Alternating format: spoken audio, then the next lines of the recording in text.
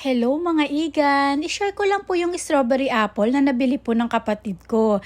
Maliit na apple na kaya pong maubos ng 2 kagat lang po.